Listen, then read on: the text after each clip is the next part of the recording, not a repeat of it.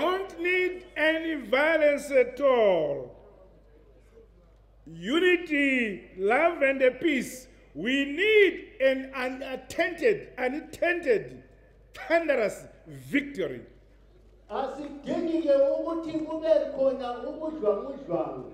Esikufunayo ukuthi sinqobe kulokuthula, sinqobe bekhangele, singaze savumela ukuthi singcoliselwe ukhetho lwethu.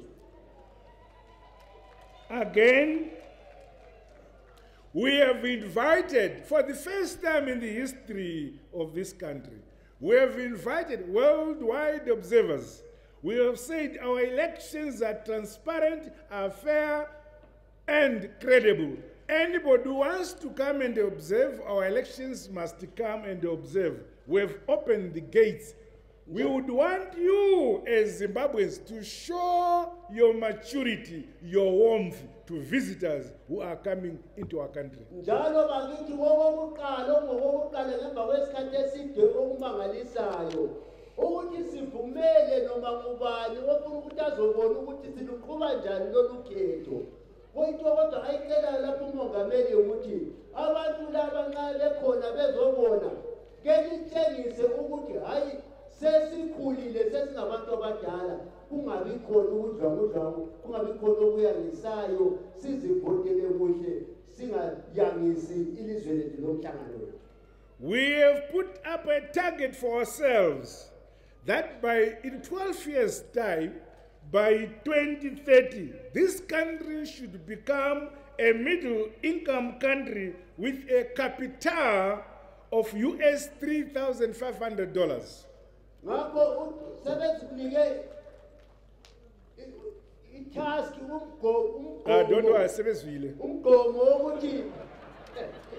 worry, don't worry.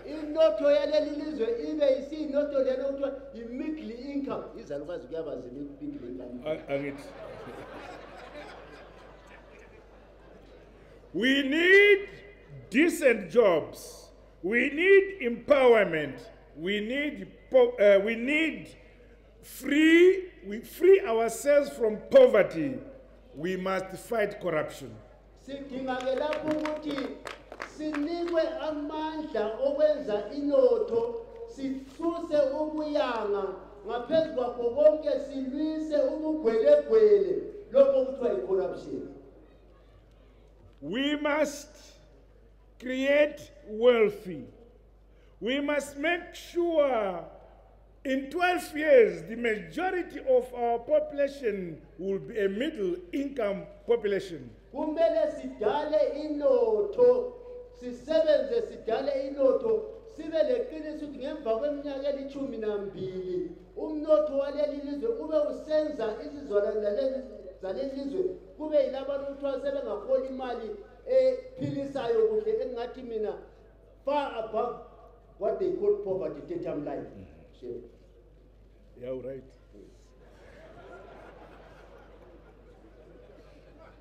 To do so, we need to identify enablers. What must we do to achieve this goal? Ukuze sanelise lokhu kumele sicabange ngokuthi okungasenza sifike kuleso sigaba ekuphi sibe sesikuqhopha sibona ukuthi kumele sibe nalokhu ukuze sifike kuloko esifuna ukuthi sibe ikhona ngo-2030. So our economy can be divided in the following categories. We have agriculture, we have mining, infrastructure, we have energy, we have tourism, we have ICT. Ngakho-ke sinanzelela ukuthi inotho yethu ikuzigaba ezithiyeneyo kulezokwemba, kulezokulima, kulezokuphekelela okuthiwa yi-tourism, kuleleze ezemtshina yanamhlanje okuthiwa yi-ICT. Lokunjalo okuyikho okwenza ukuthi singafika lapho esifuna ukuya khona. We have manufacturing, industry, manufacturing. All these sectors, you have specific ways of modernizing the particular sector. We have particular ways of dealing with each particular sector different from the other sector. Ngakho zona lezi zigaba ziqambileyo uthi balendlela eziqondana mangamu lazo ngokuchiyana kwazo ukuthi lapha kwa-agriculture kumele senze lokhu, kumayini kumele senze, ku-tourism senze, ICT senze lokhu, konke bathi ulapho ukuthi baza. We have social services, Silezinto ke esiphila ngazo, schools, education, and health. izikolo zemfundo lezempilo. Service delivery in urban councils as well as rural councils. Service delivery to our people. Lokho esikunikwa ngomasipala whether ngabe emadolobheni kumbe ngabe emakhaya okuthiwa ngama-services. For all these challenges, we must have specific programs, specific plans to deal with these challenges. Ngakho ke ukuze lezi zinto sizibambe ngendlela yokuthi ziphumelele kumele sibe lenhlelo ama-programs okuthi ngakunye kwakho sikubamba njani.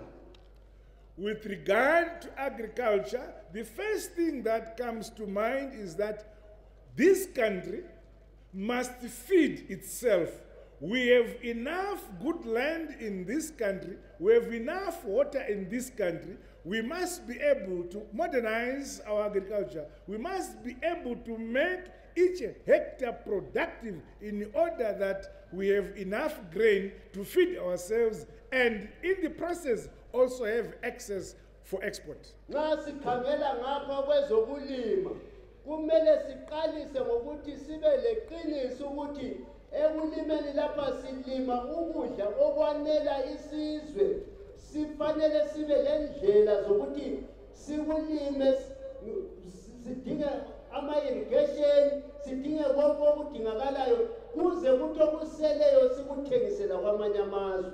In that area, the question of hunger is behind us. This country will never see hunger with our model of command agriculture, command fisheries, command livestock, command wildlife. No more. We have said bye-bye to hunger. Ngokwendlala khoswani phinde futhi kuthiwe isizwe sezimbabwe silendlala ngoba indlela abayilungisileyo ekulimeni kulezezokufuya inhlanzi, kulezezokufuya izinkomo lokunye okuthiwa yi-livestock kuyabe sokugcwele okuthi akula muntu ongabulawa indlala kuleli lizwe. The same we have a model for the mining sector. We went to the People's Republic of China, where we're given a facility of $100 million to deal with the question of empowering our macrocosa, which from now on we must call small-scale miners. Liyakwazi ukuthi kulalaba esithi ngamakorokoza uthi ke baba bahambe eChina lapha abathola khona isigidi samadola eAmerica ukuthi azoncedisa amakorokoza lesithi ngamakorokoza uthi ibala lesikorokoza ngabasalikhulu lapha eZimbabwe sekufuna ukuthi wonke umuntu kuthiwe yimayina uyagebha ngendlela eqondileyo. So we have a lot of resources underground. Those resources will remain underground if we don't take them out to save us, to make us better lives. To do so, we have no domestic capacity to do so. We don't have the skills. We don't have the capital. This is why we are appealing for foreign capital, foreign investment into this country. But for that capital to come in this country, it must feel safe. It must feel protected. Silenotho emangalisayo ke engaphansi kwamathumbu omhlaba welizwe lakithi. Inotho le ngeza ke isincede ngalutho thina sisodwa ngoba asilayo imitshina ekwanisa ukuthi ikhiphe inotho leyo ibe sezandleni siyisebenzise. Yikho besiyadinga abangani abangancedisa ngemali langemitshina ukuthi lezo ezingaphakathi kwamathumbu omhlaba wethu zigejwe zincedise isizwe sesibala. In the area of infrastructure development, this is our roads and railway networks. Kulokhu ke okokuthwala sithi infrastructure lokhu komgwaqo labonoliwe. For this region, we have the road connecting the southern neighbor South Africa and the northern neighbor Zambia via Bight Bridge, via Bulawayo to Victoria Falls. This road must be dualized or widened in some aspects, and we already have bids that are coming forward to do that. That will create employment along the road in Matabele South, Bulawayo Province, as well as Matabele North provinces. Sikhonapha kulosisigaba kulomgwaqo osibambanisa lezansi South Africa. Umgwaqo odlule eBight Beach uzodlula koBulawayo usiye Victoria Falls usiye Zambia. Uthi umgwaqo lo ke kumele ukuthi upheliswe kumbe kudalwe omunye eceleni lokuthiwa i-dualization. Uthi ke lumgwaqo usuqalisile kuyavuleka imisebenzi eminingi okumangalisayo abantu beBight Beach, abantu bakobulawayo, abantu kusiya phambili khona sonke abantwana bathole imisebenzi. When we are looking at mining, which I had left, I should have mentioned that we have begun to resuscitate mining concerns which have been closed for more than 15 years now. We have opened Shaban Mine, we have opened Mashaba Mine, which is going to employ thousands and thousands of our people, young men, and create jobs. This week alone, I opened another mine in Masholand Central, Eureka Mine, which again is going to employ a lot of people. Sebeqalisa ukuvusa imigodi eyayisihlezi okomnyaka edlula 15 ukamba komashaba aqamba iEureka ukuthi limigodi nxa ivulwa iyaqhatsha abantu izigidi lezigidi bathole imisebenzi. Again, we had the road from Bight Bridge via Masvingo, Harare, Chirundu. Another company was awarded, but when I looked at it with my administration, we discovered that this company did not have the capital enough to run or to operate or to construct that road. We have kicked it out. Yes. We are now looking for a company that has the capital. Ngesikhangele futhi umgwaqo osuka eBight Bridge usithi Masvingo ngeni Harare usiye Chirundu. Uthi bayisebeka banika enye ikhampani ukuthi ayiwulungise lona umgwaqo. Kodwa ngemva kwesikhathi bananzelela ukuthi hayi leyo company ayanelisi, incane kakhulu ayanelisi ukuqhuba lowo msebenzi. Ngakho uthi sebeyikhiphile leyo company ayisekho kulowo mgwaqo. With regard to railways, we have already begun, and railways headquarters is here in Bulawayo. I was here some few months ago to refurbish and begin to modernize our railways. So far, we have secured a 400 million facility to modernize our railway line. We shall continue to modernize the railway line itself, as well as acquire more coaches and wagons to move our cargo to the sea and our cargo from abroad into the country.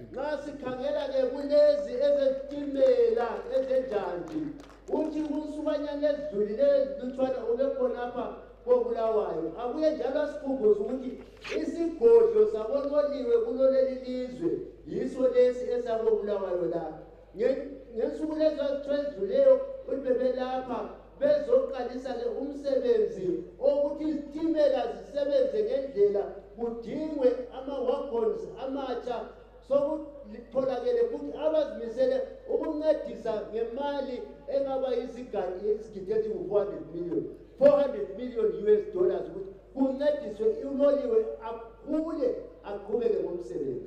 It takes time, there's a lead time to manufacture these wagons or coaches or engines, but we've already made those orders. So in that area already there's progress.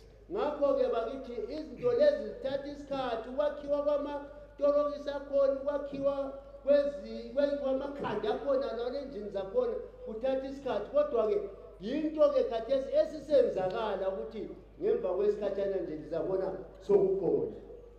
On Thursday next week, we conclude the modernization of Beitbridge Bridge border post. Ngeviki elizayo ngolwesine siyabe sisebridgini laphana eBeitbridge sikhangela ukunyukiswa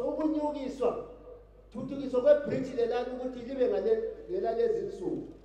Again, on the west, we have the Kazungula Bridge. There was the Kazungula Bridge, which involves 3 countries, Zimbabwe, Zambia, and Botswana, 14 years ago. But Zimbabwe had been kicked out as a result of no good blood between the leaders at the time.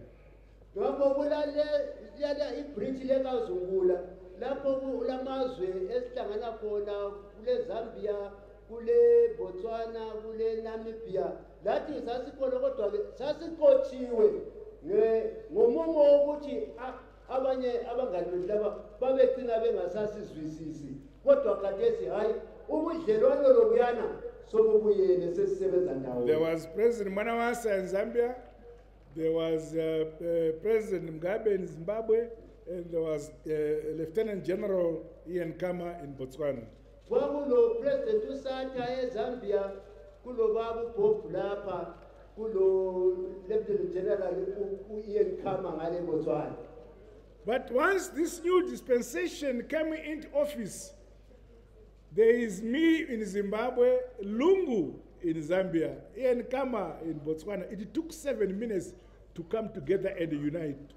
Kodwa ngathi sekubuyile mina ke uLungu seZambia mina ngilapha uKama ukhona ngale eBotswana kwasithatha imizuzu eyisikhombisa kuphela ukuthi silungise ukuthi sindawonye kulela libridge leKazungula ngakho sesisebenza kuhle ndawonye. So again we are going to widen or dualize the road from Kazungula to Victoria Falls. Already we are looking at the bids and the construction of one-stop border post at Kazungula, which is similar with the one in Botswana and the one under construction in Zambia. Ngakho ke osokuzenzakala eKazungula ukuthi umgwaqo lwana ke usuza lungiswa ngendlela eqondileyo le border post yenalana eKazungula layo ithuthukiswe ifane lalezi ezinye ezifana labo Beitbridge labo Chirundu and so forth. However, as we intend to industrialize, it is necessary that as we do so, we must have energy, electricity. Ngakho ke ukuze lonke le imicabango yethu imngondo yethu iphumelele kumele ukuthi sibe lamandla kagetsi. So in that regard, we completed the Kariba South extension, which has brought onto the national grid 300 megawatts. And when I went to China, I secured a loan of 1.2 billion to do plant Unit 7 and Unit 8 of Wange Thermal Power Station. Ngakho ke ngesukana nje edlulileyo ube siyavula ke iKariba South lapha okulamagetsi ngokubalwa kwawo kuthiwa 300 megawatts. Ngemva kwensukanyana ezidlule eseChina wathola abamisele ukuncedisa iWange uUnit 7-8 ukuthi awumagetsi anyuswe lawo alethe enye amanye amamegawatts amangalisayo ku-grid yethu yamagetsi. We need more electricity. As a region, the SADC region, there is deficit in this region. We are also developing Batoka Gorge, which will give us 2,400 megawatts, but this will be shared between Zambia and Zimbabwe. Ngakho ke xa sikhangele isigaba sakithi lesesithi i-region yethu kuvele siyahlayela kwezamandla amagetsi kodwa ke kuleliyana uhlelo lweBatoka Gorge ukuthi kuyabuya kudalwe khona amanye amagetsi yebo siyabe siwasheya leZambia kodwa kuyabe kusegezelela ukuthi sibe lamagetsi angasenza siqhube umsebenzi lo obabakhuluma ngawo. Despite the fact that the United States of America has ZDERA sanctions against us, the signals coming out of Washington currently are positive. because at Batoka Gorge, we also have GE, General Electric, involved. ngakho-ke noma nje i-amerika yasifaka lokho okuthiwa izijeziso zenotho izidera kodwa nxa sesikhangele ngebatoka goji le akhuluma ngayo uthi ngoba lokho okunye i-general campaign yakhona le-amerika ngiyabona enkalakathe yamagetsi e-amerika layo uthi iyafuna ukuthi ibe kuphatheka iphathise layo ibe nesandla ekusebenzeni kukabatoka goji leyo.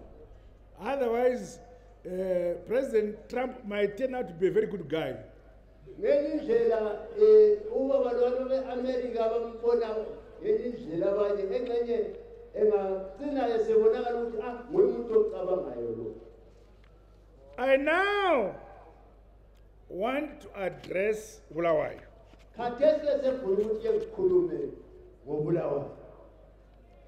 Now, the first thing I would want you to understand is that our constitution, the constitution of this country, besides the philosophy of decentralization of authority or power, which has been implemented in all aspects of government endeavor, there is still an area where that has not been done. That is the area of devolution.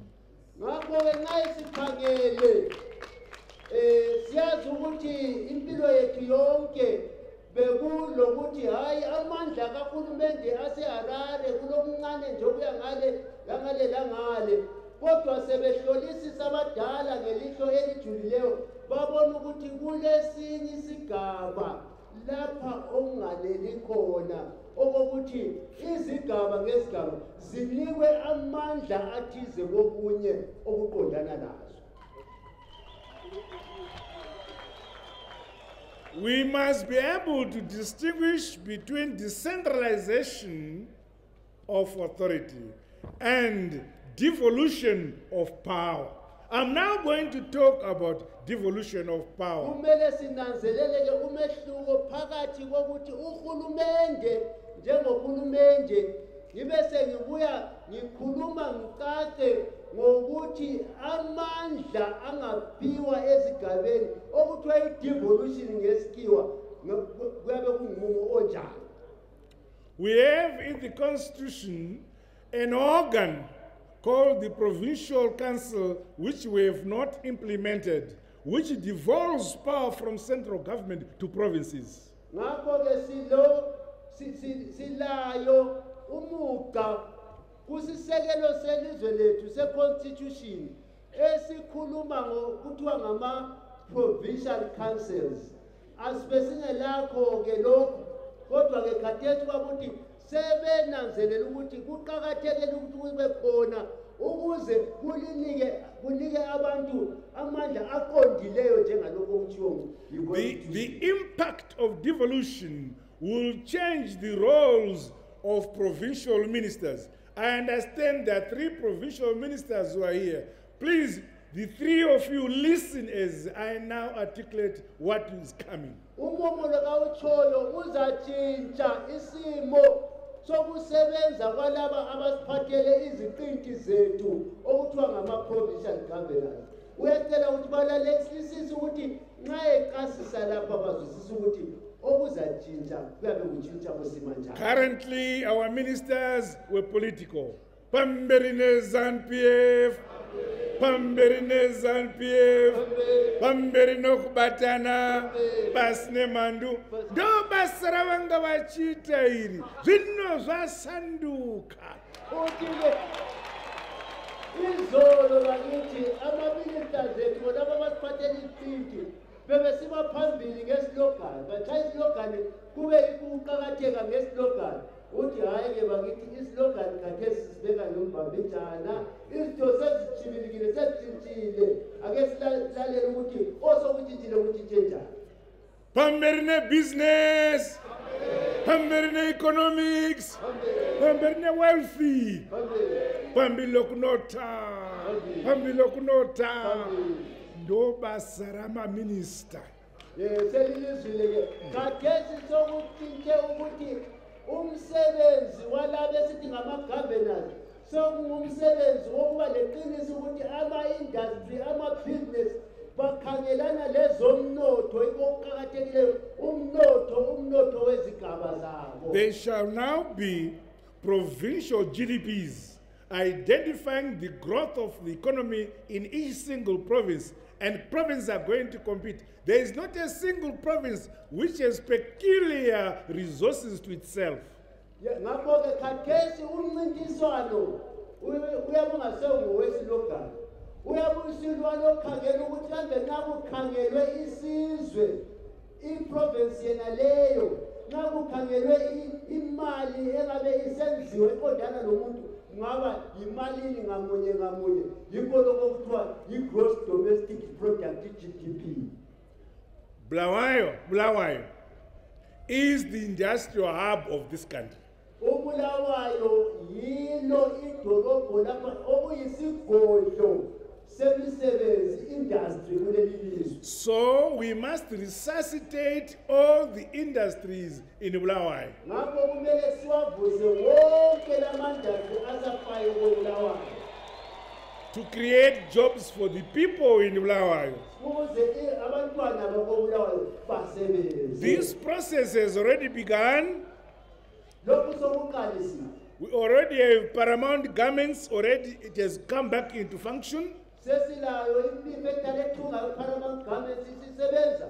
Kates, it has now increased employment from 500 to over 700 people. Khathesi ibile 500 isengezele 700 people abasebenza khona. Melin Limited has resumed operations again. Imeli lisiqalisile. It is going to increase in a year's time. It will be employing about 1,200 people. Ngemva komnyaka iyabe silabantu abadlula isigidi 1000 people abasebenza. The National Railways again is waking up. I-National Railways layo isisebenza isivukile. At the current level, employment is about 4,800. It's going to rise to 6,000 again in the next year. Khathesi i-National Railways ilama 4,800 kodwa ngemva kwesikhathana iyabe isifika kuma 6,000 kusiya phambili. Then again, we have the Cold Storage Commission. Sile cold storage lapha. With regard to the Cold Storage Commission, we have secured a foreign investor from abroad. Ngasikhangele i-cold storage ke ukuthi sebethole ongancedisa ngezimali ovela kwamanye amazwe. They are investing $100 million US. Baletha ke izigidi ezizigidi zama-$100 million. To revive the cold storage in Bulawayo, in Masvingo, in Chinoi, and in Marondera. Ukuthi bavuse i-CSC Cold Storage Commission eBulawayo, eMasvingo, Marondera, leChinoi. And this is going to create a lot of employment. Lokho ke kuzadala imisebenzi eminingi okumangalisayo. To support the Cold Storage Commission, our Minister of Agriculture and our Minister for Environment, Climate and Water, Comrade Opam Chungru is here, and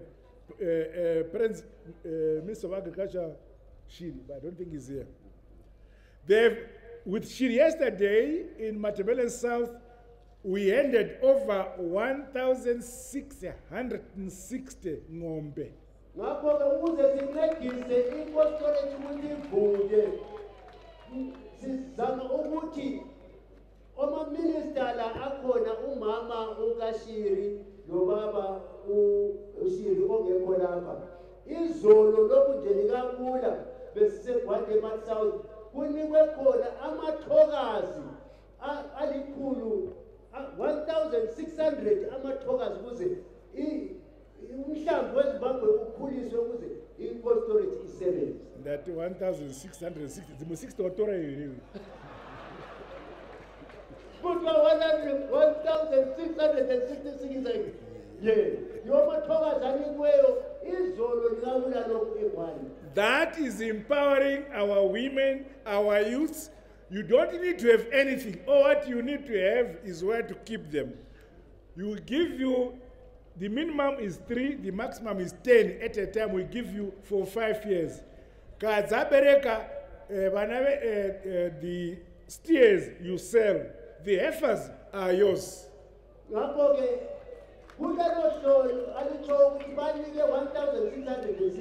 Yindlela yokuphathisa abasakhulayo ama-youth labomama awudingi izinto eziningi ukufuya inkomo ukuthi uzikhangele nje kuphela. Uhlelo lwakhona kuthiwa ngemva kweminyaka emihlanu uzigcinile amathokazi ngawakho ongamajongosi lokhuyana yikho abakuthengisayo. Again, in that area, besides command livestock, we have command fisheries. Whoever has water, a small well or a small dam or pond, just a pond, go to my Mchinguri. You get free fingerlings. Fish, whenever fish will be given. After 6 months, zinenge zakura, modga, mugodga.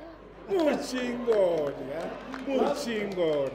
Ngakho-ke uthi ngapha komamukashiri kunohlelo lokupha abantu ukuthi sigcine inhlanzi. Nxa ethi ungaba lokulichitshanyana kwakho Maponzi. okulichitshanyana kwakho ngokuyisizitshanyana kwakho khona noma i-swimming pool sure ungazifaka khona inhlanzi lezi. Ngemva kwe-6 months kuthiwa ziyabe zizele zingasazali ungadla inhlanzi zize zikudake udle usadla udle usadla uze ucine ungasazibona inhlanzi. The same if you want to go into chicken, you come and join command chicken, command poultry. If you want piggery, you join command piggery. If you want imbuzi or sheep, again you join command livestock. We give you all those things.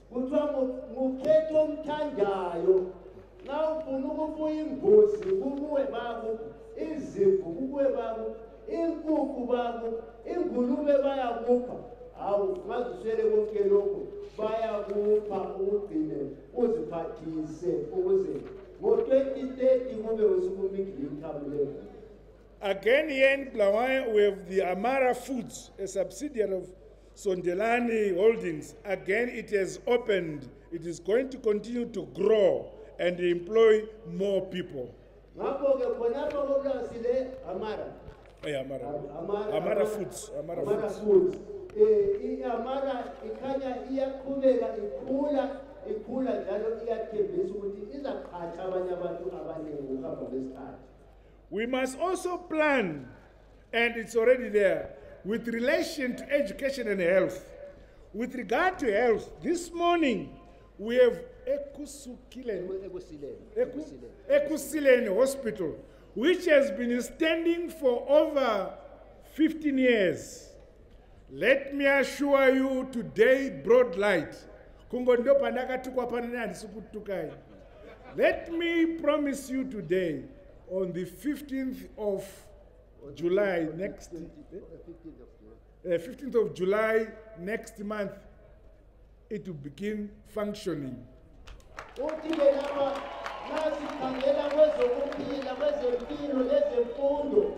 Isibhedlela lesana esingale eMutlens ngale eMatamhlophe esaqaliswa ngumdala sesahlala singenzini ukweminyaka leminyaka uthi bekhona ngale kuseni welithembisa ukuthi kufika nje kuma-15 July isibhedlela lana. When I say function, I don't mean that you will be going there for treatment, but the investors will be on site on the 15th of July to begin fitting all the equipment that is required, and then it will open.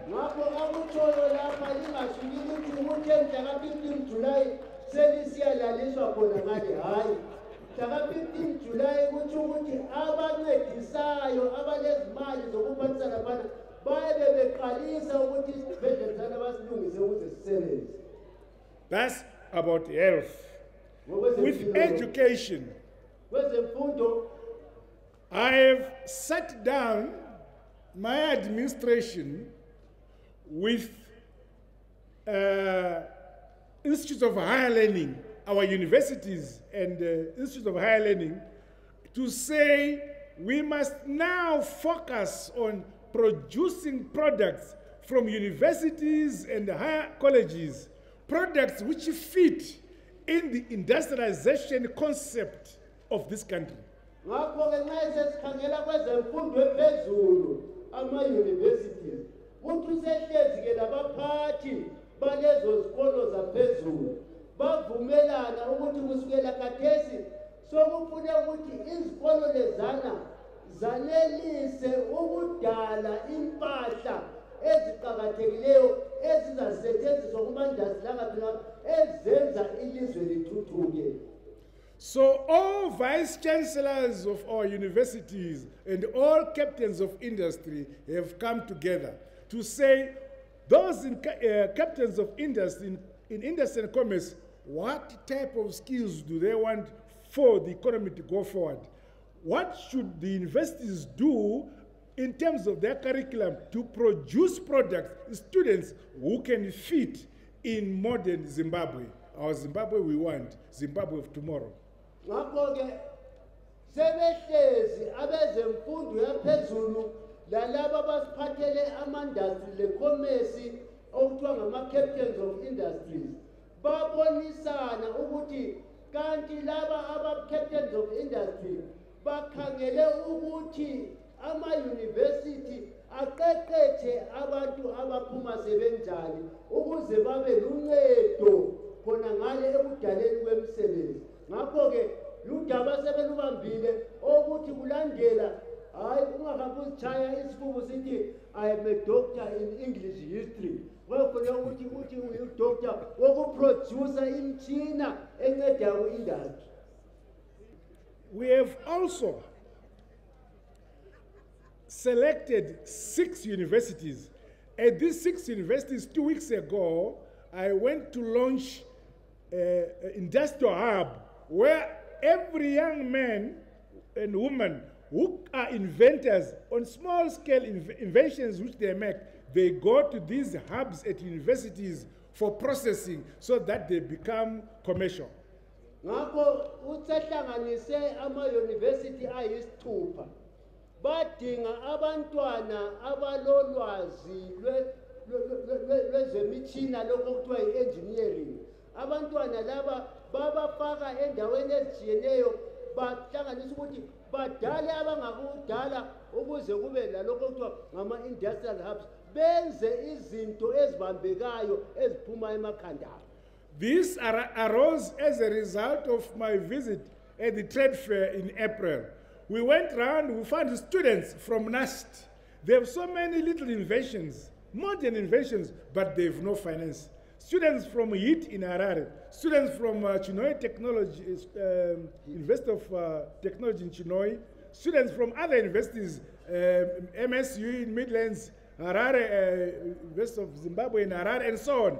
So many inventions by students, but no funding. So we are creating these hubs, which we are funding so that these inventions can find a place in industry commerce. Trade fair, wathola abantwana abe-NAST, abe-HIT eHarare, abe-Chinhoyi University of Technology, labanye besenza izimanga kodwa wananzelela ukuthi baswela usekelo lwezimali ukuthi baqhubekele phambili. Yikho sebedaleke lokhu abathi ngama-industrial hubs babancedise ngezimali ulwazi labo lolana baluthuthukise benze izinto ezingancedisizwe. In March this year, we held an education investment conference. Ngomachi wona lomnyaka sibe lomhlangano okukhuluma ngokuncedisa ezemfundo ngokuthi kufakwe izimali ukuthi ezemfundo zithuthuke zingahlayeli.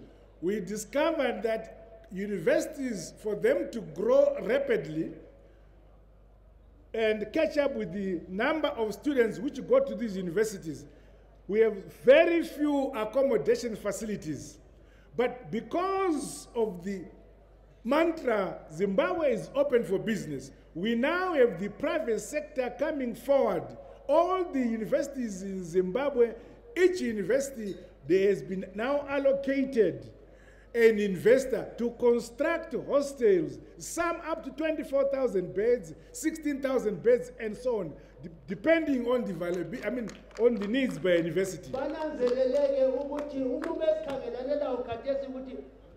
Universities etula imiduli nje yokufundela kodwa ukuthi isifundiswa sifunde zihlala ngaphi akula ndawo abantwana bagcina sebehlala emalokitshini.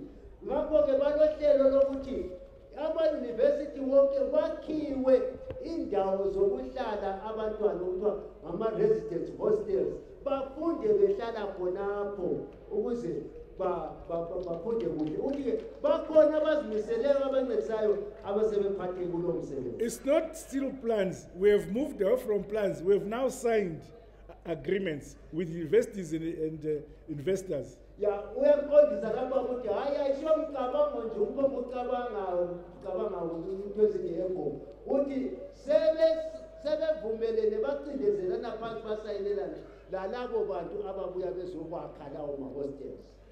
I'm disappointed by urban councils. Most urban councils have gone to west. The roads are poor.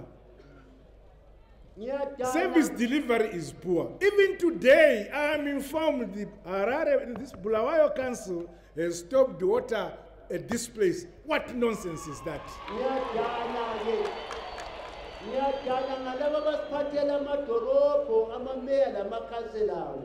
Ukuthi amadorobho ethu asefile imigwaqo kayikho amanzi awatholakali ukhuluma nje namhlanje uthi uyadala okumangalisayo ukuthi sibuthene khonapha kukhanya umasipala wobulawayo usequmile ukuthi ungabi lamanzi la.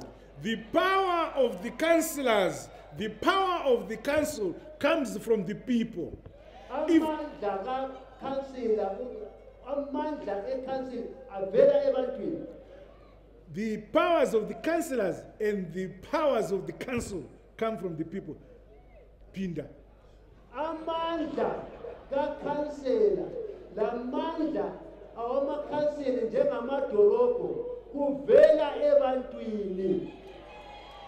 So you are the people and they deny you water, and you are the people who put them in the council. What nonsense are they doing?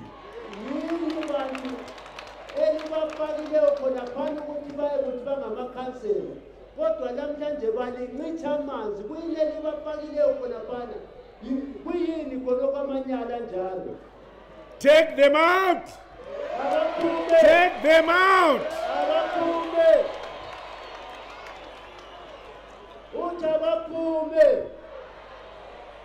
We now move on to housing. With regard to housing, I think you've seen on TV, we now have command housing.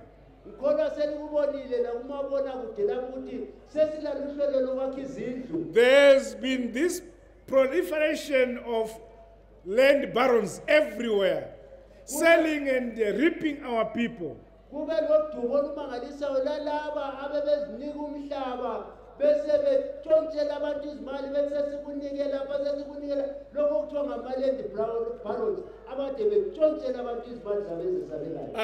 the board, we have instituted an inquiry for urban land inquiry into urban and rural councils. I have received an interim report for Harare alone, and it's terrible.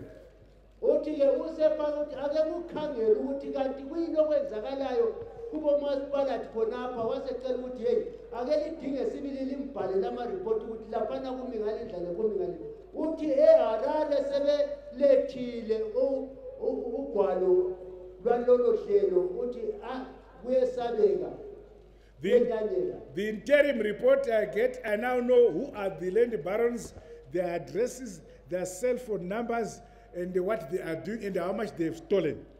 Uthi-ke iripoti lakhuluma ngayo isiveze sobala ukuthi labo lezo zigelekeqe ebezithatha umhlaba zithengisela abantu umhlaba zingobani zihlala ngaphi ama-address azo lamafoni azo ukuthi amafoni azo yiwaphi uselapho ezandleni. So the day of Armageddon is coming for them. Ngakho-ke madoda indoda izagedla amazinyo uzaba nokugedla kwamazinyo. It's not only Harare and other cities and councils. Ayisiyo Harare yodwa lamanye amadolobha amancane lamakhulu. But we now want to have a housing program that is designed for a modern Zimbabwe, not building going everywhere. In some places we build going up, in some places we continue as we are doing, but well-planned, decent and a modern housing with services provided. Ngakho-ke uhlelo luzawuba kithi luzakwakha izindlu ezenza imuli izwe iziqhenya ngokuba nomuzi onjalo. Kungaba indlu eyindlu nje izimele kumbe kuyizitezi eziyaphezulu kodwa konke kuyabe kwakhiwe kwaba lesisindo kwahlonipheka. My government is committed to empower women and the youths. Uhulumende okhona khathesi uzimisele ukuthuthukisa abasakhulayo labesifazane. The war veterans and the disabilities. Abantu bekululeko lalaba esithi ngabagogekileyo. This coming Monday I'm opening a bank, women's bank, which will service both the youth and the women. Ngomvulo nalozayo ibhenki liyavula belivula ibhenki elizaqondana nokuncedisa abasakhulayo ama-youth labomama. There is a separate bank called the Empowerment Bank, which shall open later for everybody. Kuza kuye elinye okuyabe kuthiwa yi-Empowerment Bank azalivula mbayimbayi lelo liyabe lincedisa wonke umuntu kodwa lawo ngomvulo ngancedisa omama lama-youth. Last but not least, corruption. Corruption. Pass ne corruption. Pass ne corruption. No country will progress if corruption prevails. And corruption is committed by two parties, the corruptor and the corruptee. Akula sizwe singaphumelela nxa kulabugwelegwele phakathi kwelizwe. Njalo ubugwelegwele abuhlangothi lunye ngoba kuba lalo ofuna ukuthi athathe omunye lalo ozimisele ukwemukela. So into yabantu ababili ngeke uyenze icorruption wedwa kubantu bababili. It's difficult for these two to report each other unless umabira umwe. Akulula ukuthi omunye aye report omunye ukuthi nantali igwelegwele laphana ngaphandle kokuthi omunye eseqile omunye. But other people around know that these two are engaged in corruption. Report them. Kodwa lina liyabe likhangela ukuthi bonaba bolobobili balobugwelegwele babo balobungcekeza babo liba bophise bobabili. There is a world index for countries to say which country is less corrupt, which country is most corrupt. Zimbabwe is quite down the line.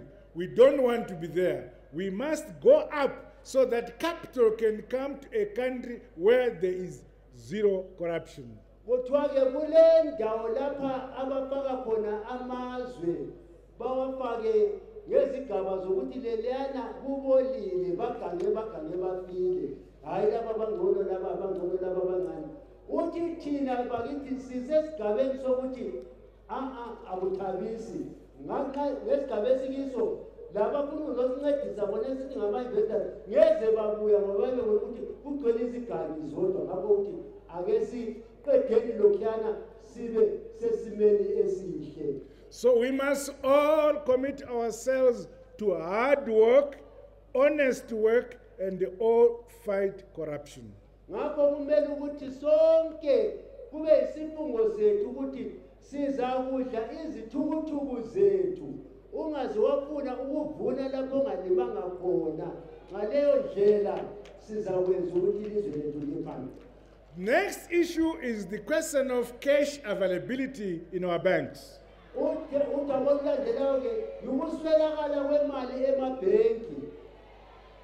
Our Zimbabwe dollar collapsed in 2008 and 9.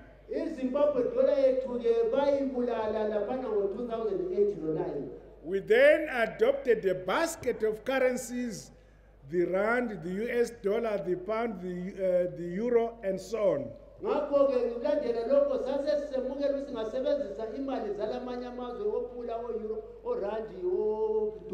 Initially, both the US dollar and the rand were each one 40%, 40%, 80%, 20% was accounted for the balance of other currencies.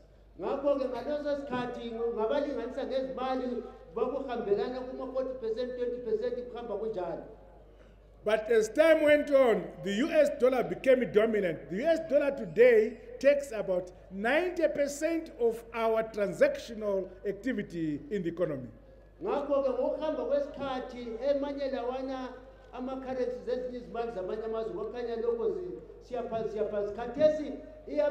dollar, US dollar, US is bambile.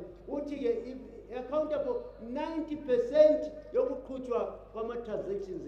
And yet we have no control over the US dollar. It is time that we must again find a way, and we have a way of restoring the dignity of our country and creating our own currency. Asila mandla kiyo asiprinti asila ndlela ukuthi ibuya njani ngakho ukuthi sokuyisikhathi sokuthi sidinge indlela yokuthi sibe le mali yethu njengelizwe ukuze sanelise usazi ukuthi imali esilalela imali engaka.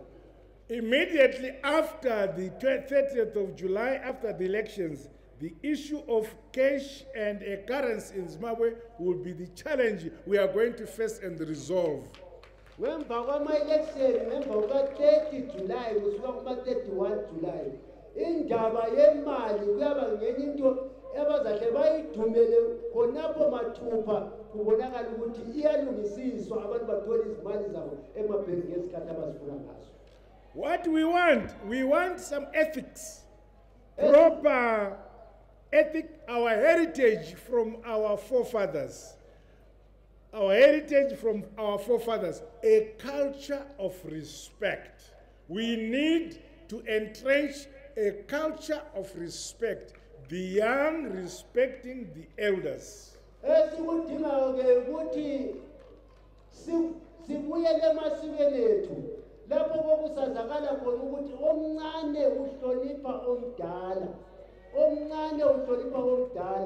Ngeze kwalingana abantu ukuthi balingana bonke omncane uhlonipha omdala yiso isintu sethu lesi uba kucela ukuthi ke sibuyele khona phana ekubani ngabantu okuthiwa yibuntu. Families are the first port of call where that culture must develop. Children must respect their parents. Emulini khonapho kunobaba nomama labantwana kumele kulapha okuqalisa khona ubuntu buqalise khonapho abantwana bahloniphe abazali babo. School children should respect their teachers. Abantwana bezikolo bahloniphe amatitshala abo. There is no community which is composed of children only. There is no community which is composed of elder people only. You have the young, the middle-aged, and the old. Let that respect go through that value chain.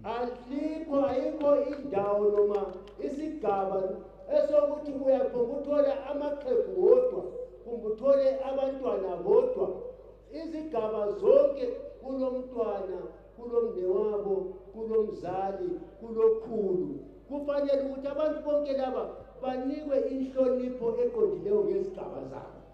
We want our country to succeed. We need teamwork, integrity, reliability. Asifuna amasela phakathi kwethu. Yes. Sifuna ilizwe libe ilizwe elithembakeleyo, ilizwe eliziphatha kuhle. atithi mbava mkatimeli upasine mbava. Sengifuna ukuthi ngilicele phakamisani izandla labo azavota mhla ka July 30. Mulungumbira umlwese mthavota ngose tekitisina musumite mawoko. Iqotho. For these and other stories, visit our website www.263chat.com. Follow us on Twitter @263chat and like our Facebook page 263chat.